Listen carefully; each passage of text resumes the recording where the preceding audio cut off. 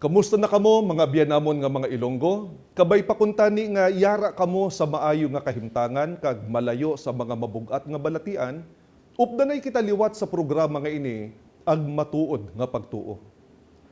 Mga abyanamon, mahimo nga ginakatingala sa madamo nga mga tawo subong.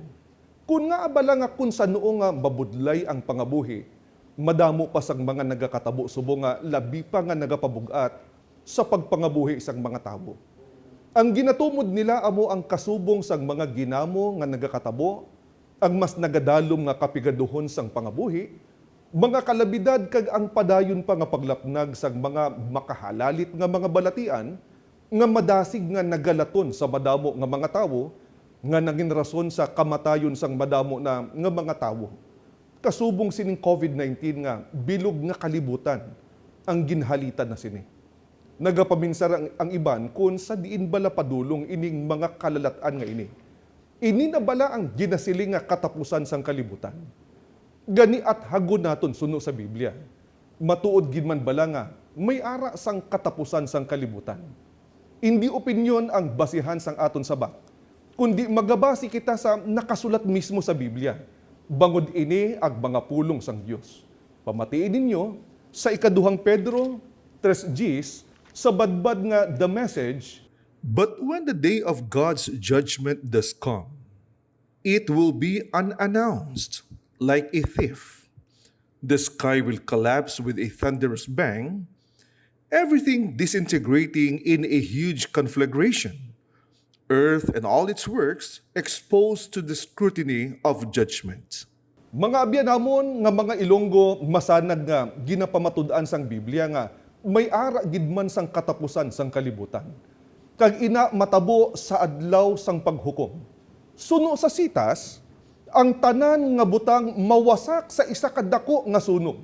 Ang kalibutan kag ang tanan nga mga buhat nga yari diri igahayag sa pag-usisa sa paghukom. Kunamo, makakululbaan ang matabo sa mga tawo nga hindi maluwas sa adlaw sang paghukom.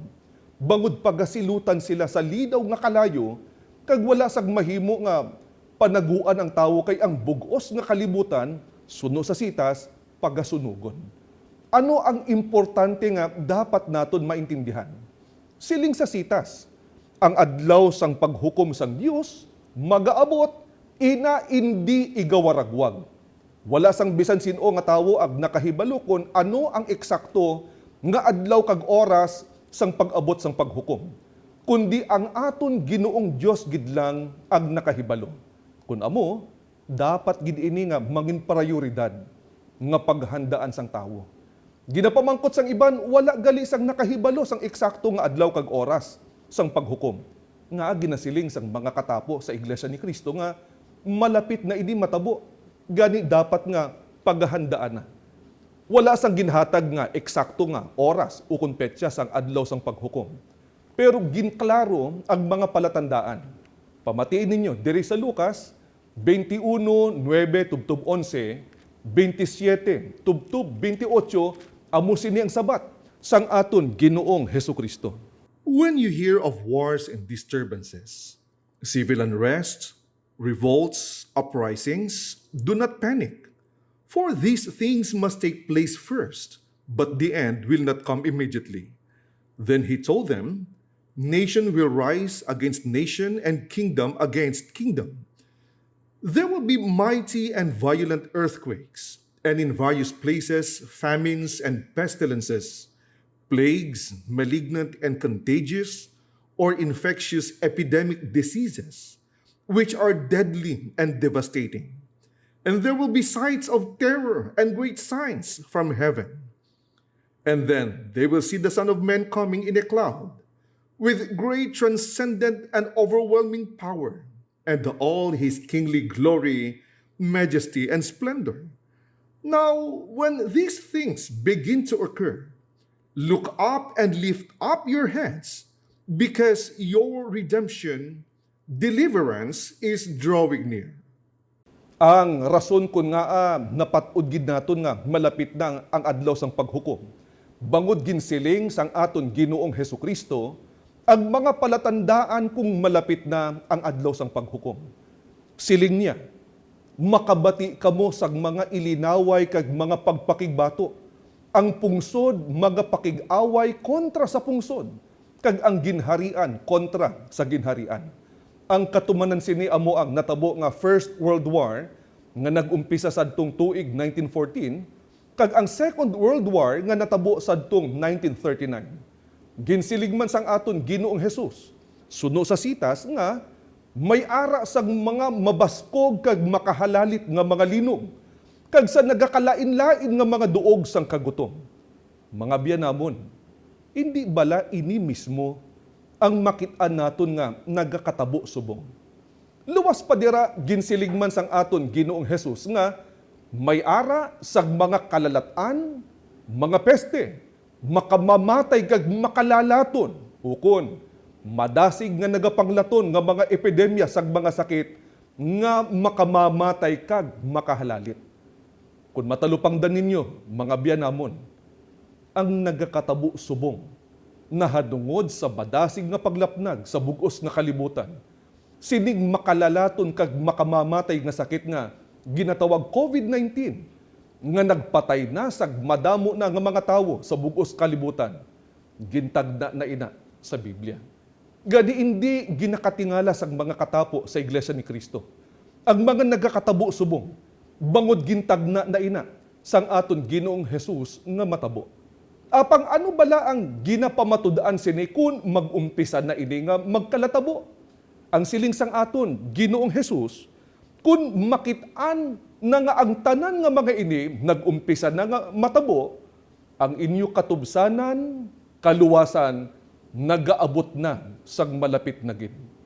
Kun amo, ining aton panahon subong, panahon nga malapit na ang pag-abot sang aton Ginoong Hesukristo, ukod malapit na ang adlaw sang paghukom. May ara sang mga nagapamangkot. Ano kuno ang pamatuod nga may ara gid man sang matabo nga adlaw sang paghukom? Mga abyan, pamatiin ninyo ang pathag ni Apostol Pablo diri sa Hebreo 9:27 amo sini ang nakasulat. Kag sa bagay nga gintangdo sa mga tawo nga mapatay sig makaisa, kag sa tapos sina ang paghukom. Sa ginbasa ko nga sitas, masanag nga gintangdo sang Dios ang kamatayon sang tawo, kag amuman ang paghukom. Ang ginahatag sang Dios nga pamatuod nga may ara gid man nga paghukom, amo ang kamatayon sang tawo. Ano ang dapat naton maintindihan? Kung paano nga nagakatabo ang kamatayon sang tawo, patud gid nga matabo man ang paghukom. Kaya ang nagtangdo sang adlaw sang paghukom, amo man ang Ginoong Dios nga nagtangdo sang kamatayon sang tawo. Adlaw-adlaw may nabalitaan kita nga mga tawo nga nagakalamatay. Labi na gid subo nga may nagalapnag nga pandemya. Ang kamatayon hindi mapunggan sang bisan sino nga tawo. Kun amo, mangin ang pag-abot sang adlaw sang paghukom. Hindi man mapunggan sang tawo kag madali na ini mag-abot. Gani ano bala ang ginapahimo sang aton Ginoong Hesukristo sa tanan nga mga tawo, labi na gid kag madali na lang ang iya pag-abot. Ukon ang adlaw sang paghukom. Ang akon pagbabasahon, pahayag sang aton Ginoong Hesus nga nakasulat diri sa Mateo 24:44, amo sini ang aton mabasa. Gani magbantay gid kamo, kay sa oras nga wala ninyo ginapaabot, ako nga anak sang tawo magaabot. Mga abyan, ang siling sang aton Ginoong Hesukristo, magbantay gid kamo. Ginatudluan kita sang aton Ginoo nga magbantay ukon maghanda kita na hanungod sa iya malapit na nga pag-abot. Nga abala kinahanglan gid magbantay ukon paghandaan ang pag-abot sang aton Ginoong Hesukristo. Ginpaathag man niya nga ang iya pag-abot sa oras nga wala ninyo ginapaabot. Ukon wala sang may nakahibalo sang eksakto nga takna sang iya pag-abot bilang pagpamatuod. Yara bala sa ano nga sitwasyon sang pagpangabuhi ang mga tawo sa kalibutan sa pag-abot sang aton Ginoong Hesus. Mga abyan, mabasahan naton ina diri sa Lucas 17:26 tubtub sa 30. Subong sang natabo sa mga adlaw ni Noe. Amuman ag matabo sa inadlaw sang anak sang tawo. Ang tanan nagkalaon kag nag-ininom, ag mga lalaki nagpalangasawa, kag ang mga babayi nagpalamana. Tubtub sa adlaw nga si Noe nagsulod sa arka, kag ang anaw nag-abot kag naglumos sa ila tanan. Amuman ang natabo sa mga inadlaw ni Lot. Nagkalaon kag nag-ininom sila. Nagpamakal kag nagpamaligya sila. Nagpananom sila kag nagpatindog sa mga balay. Pero sa adlaw nga si Lot nakagwa sa Sodoma, nag-ulan sing kalayo kag asupre didto sa Sodoma. Kag nagkalamatay ang tanan nga mga tawo. Mangin kaangay man sini sa adlaw nga ipahayag ang anak sang tawo. Sa mga sitas nga ginbasa ko matalupang danaton nga antes ang pag-abot sang aton Ginoong Hesus, ang mga tawo masyado kasako sa ila pang adlaw-adlaw nga mga buluhaton. Hindi bala mga biyanamon nga iniman ang sitwasyon sa mga tawo sa panahon naton subong. Ag masami nga ginapaminsar sang tawo amo ang nahanungod sa ila mga kinahanglanon sa adlaw-adlaw. Kapareho balasang pagpangita sang palangabuyan, pagpangita sang kalanunon, apang kun pamangkuton ag nahanungod sa kalalatan nga maabot sa adlaw sang paghukom. Ang madamo wala sa ila paminsaron ina. Apang ginasiling sang iban nga ang Ginoong Dios naman mahinigog maon. Kung gulpiada ang pag-abot sang aton Ginoong Hesus, paano pa kuno makahanda ang mga tawo sina? Kung natalupangdan ninyo, kapareho sang sitas nga ginbasa ko antes ginsilutan sang Dios. Ang mga tawo, ginpadala niya anay si Noe para magwali sa mga tawo na hanungod sa kung paano sila maluwas sa baha nga anaw. Apang ang sala nga reaksyon sa mga tawo sadto, amo ang wala nilang ginpamatian ang mga pulong sang Dios nga ginwali ni Noe. Nga para sila maluwas sa baha, kinahanglan nila magsulod sa arka, bangod dira ang duog para sila maluwas. Ang kamatuoran nga nabatian ninyo inisubong, ginapahanda na kita sang Dios. Mga abyanamon nga mga Ilonggo, ina man ang reaksyon sang iban kung mabatian nila nga ginatudlo sang Iglesia ni Cristo ang nahanungod sa kung paano bala ang tawo maluwas sa adlaw sang paghukom. Ang iban ginapabuyan-buyanan anay, kag ang iban naman wala nila ginapamatian kag ginasunod ang mga pulong sang Dios. Nga ina kuntani ang paagi para ang tawo hindi pagsilutan, kundi mangin mapalad sa adlaw sang paghukom. Gani, wala untat ang Iglesia ni Cristo sa pagwali. Nahanungod sa kung paano ang tawo makaupod sa mga mangin mapalad sa adlaw sang paghukom. Suno sa Biblia, sino bala ang mga mapalad nga tawo sa adlaw sang paghukom? Kag nga abala sila nangin mapalad. Ang sabat nakasulat dire sa Apokalipsis 22:12. Nagsiling si Jesus, "Pamati kamo, hindi nalag madugay kag magabalik na ako, kag daluon ko ang balos nga para sa kada isa, suno sa iya mga binuhatan."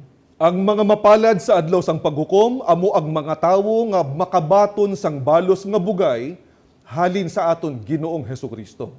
Ano bala inang balos nga bugay nga igahatag sang aton Ginoong Hesukristo sa mga mangin mapalad sa iya nga pag-abot sa adlaw sang paghukom? Ginpaathag ina ni Apostol Pablo diri sa Hebreo 9:28.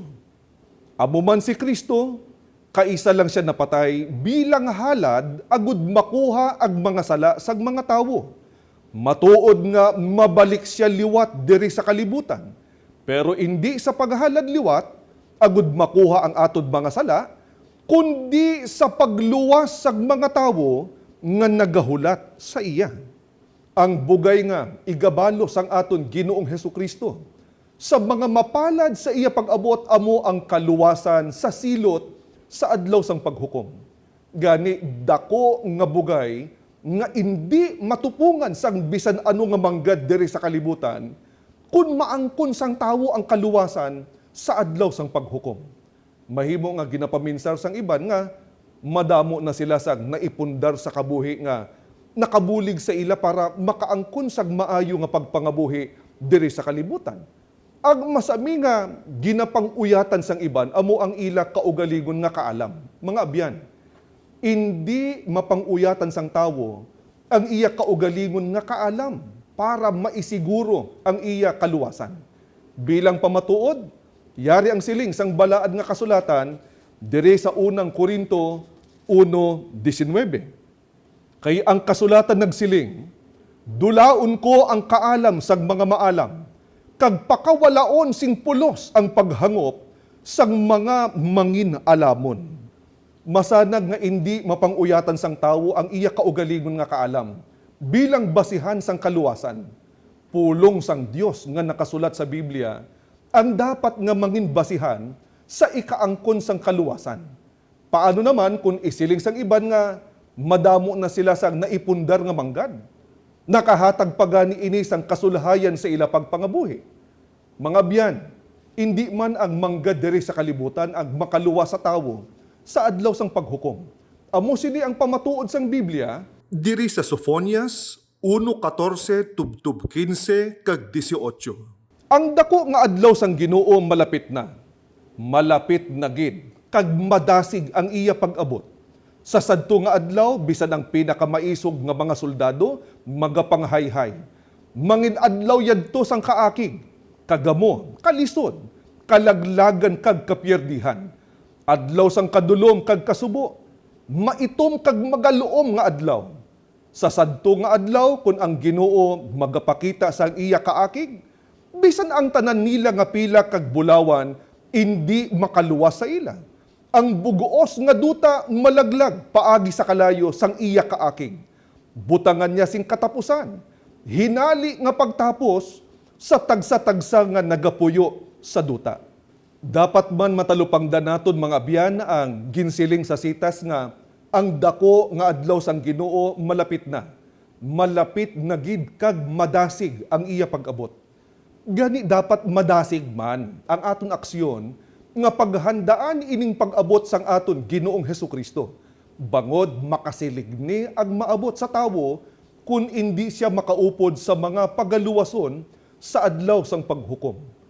Kung ini ganing paglapnag sa makahalalit nga sakit, ang COVID-19 nga, isa sa mga palatandaan nga malapit na ang pag-abot sang aton Ginoong Hesukristo. Ginakakulbaan kag grabe nga halit ang gintuga sini sa mga naapektuhan. Mas labi na gid ang silot sa adlaw sang paghukom. Dapat gid nga maintindihan sang tanan nga ang Ginoong Hesukristo, ang gintangdo sang Dios nga magaluwas sa tawo, gani dapat hibaluon man naton kung ano ang ginatudlo sang aton Ginoong Hesukristo nga paagi para ang tawo maluwas. Labi na gid nga kun nahanungod sa kaluwasan, madamo sang opinyon ng iban dira. Apang para hindi kita mahulog sa sayop nga pagtuo, ang Ginoong Hesukristo mismo ang pamangkuton naton. Paano bala ang tawo pagaluwason sang aton Ginoong Hesukristo sa adlaw sang paghukom? Ang pagabasahon ko, pahayag mismo sang aton Ginoong Hesukristo. Diri sa Juan 19, sa Revised English Bible, sa pagkabadbad na sa hiligaynon. Ako ang ganhaan, ang bisan sino nga magsulod sa panong, pinaagi sa akon, maluwas siya. Masanag ang sugo sang aton manluluwas sa tanan nga mga tawo.